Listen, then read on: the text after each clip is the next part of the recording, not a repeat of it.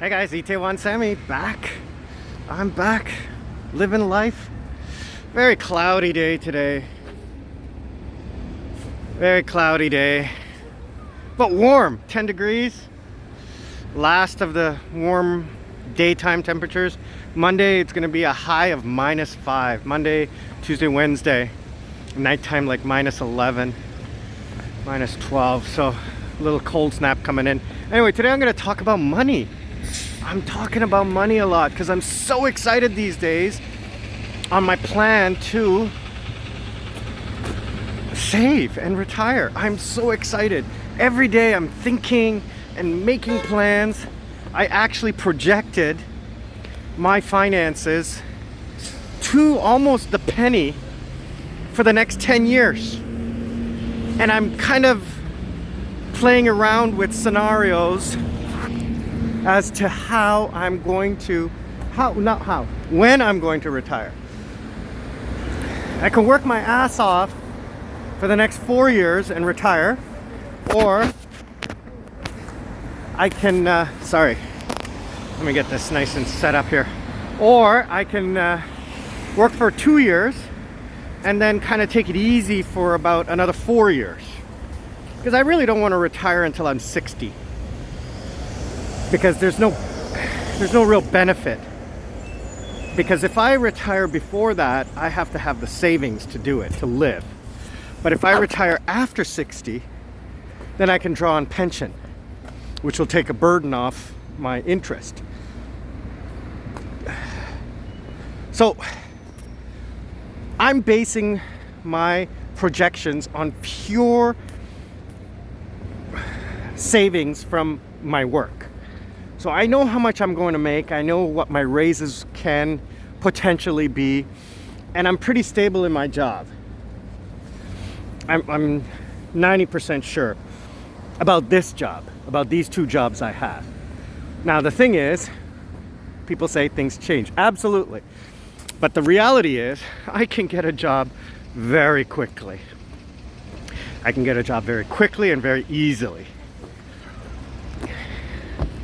The thing I love about this job is that it's so easy. The job is easy. The people are great. I'm enjoying my time. Could it be better? Yeah, I could find a place a little bit closer. That would be the only thing that would be different. But I don't want to jinx. I don't want to jinx this. So I'll stay where I am for the time being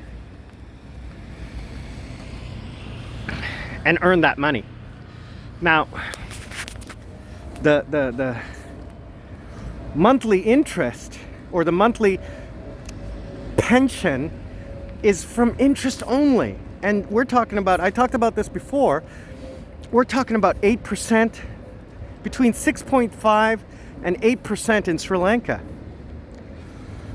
Yeah, it's gonna cost me money to transport it over, but I'm not worried about that. It's just the yearly interest that I can earn and compound interest, reinvest for the next 4 to 6 years until I need to draw on that money.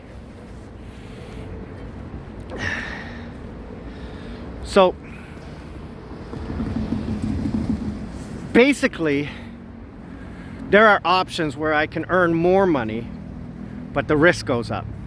So until I get that little nest egg, I'm not going to take risks. I'm going to be safe, put it in term deposits, not even mutual funds, because I got to make money on that to pay the fees. Interest is guaranteed. So guaranteed income, GICs, bonds, treasury bills don't pay a lot. Basic interest does.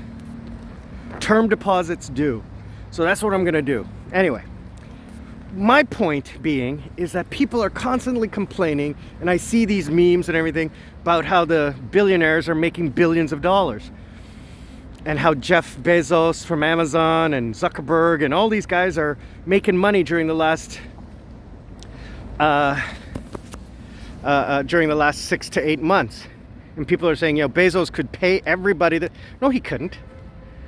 Sorry, let me take this out. Jeff Bezos could pay everybody $50,000 in his company and still be a billionaire. No, he couldn't. What people fail to remember is that he is rich on paper.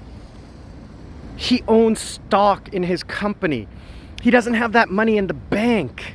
That's what his assets are worth. Okay? I could own a painting, the Mona Lisa. I could own that. That doesn't mean I have $1 billion in the bank. It means my assets are worth that.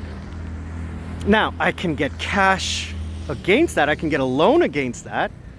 But that's debt. That's a liability. Okay? So what people fail to realize is that rich people don't operate the same way we do. People who live paycheck to paycheck. People who have minimal savings.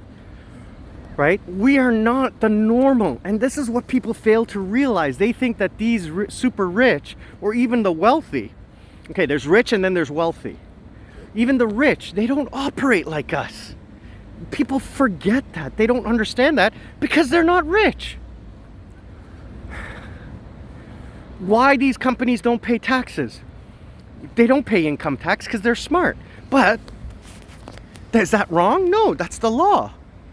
And they find the loopholes in the law to benefit, just like you and I do when it comes to income tax. Did I just rip my mask? Yes, I did. I gotta get a new one. So, for example, Company A is in the US. Company B is registered in the Cayman Islands that doesn't pay any income tax, any tax. Company B licenses a product for Company A to sell in the United States.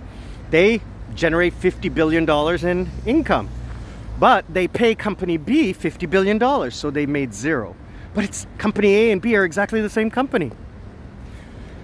Now, it gets a little bit more complex than that when you come to like personal finance. But, for example, a super wealthy person who has assets that are in stock doesn't... How do they spend their money? Well, this is what they do. Nothing they own is theirs. It belongs to a company. The company pays the taxes. Now, if the company doesn't have profits, it's written off. That's an expense, like the house he lives in isn't his, it belongs to the company. The company pays the mortgage. It's a complex structure. And you need to pay an army of accountants to do this. Are they going to do it? No. For us? No, because it's not worth it. If I have to pay $1,000 in tax, it's not worth for an accountant to spend his time to draw up the papers, create the companies, move the money around, and do it all for like $500 or $1,000. It'll cost a lot more for someone who pays $1,000 in income tax, or even $5,000 in income tax. But when you're talking multiple millions of dollars, it is worth it for an accountant to spend a year and $80,000, $100,000 to save $10 million in taxes. That's what you got to think about. And people don't realize this because it's not taught to you in school.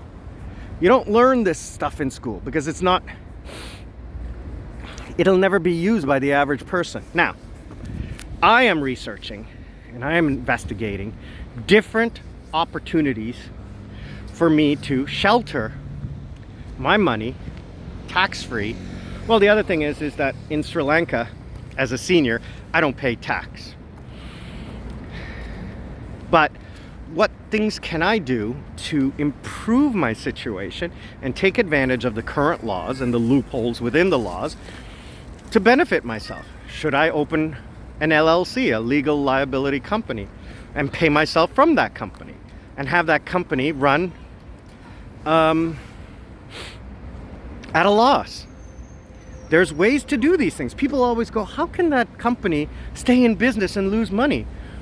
Well, they don't pay tax and they write it off against future tax. Okay? I took a hit in 1998, or I can't remember when the first financial crisis was. 2001, anyway, I took a huge hit. And I think it was about $8,000. I lost in the stock market. Now, I was able to carry that loss forward for 10 years. And I didn't pay tax. I didn't pay income tax for 8 years, I think, because of that loss. So people don't realize what it is that they can do as an individual, let alone as a corporation. So if you become a corporation, you can take advantage of many, many more laws, but it's complex. You can't do it by yourself. You have to have a knowledgeable accountant to be able to do that. All right, so sorry, I have to check to make sure I get to work on time. Yeah, I have lots of time. Anyway, that's what you have to do. Okay, so people, stop thinking that the rich are getting richer. They're not. Yeah, they are on paper, but it's not like they have the cash in their pocket. So stop this, okay?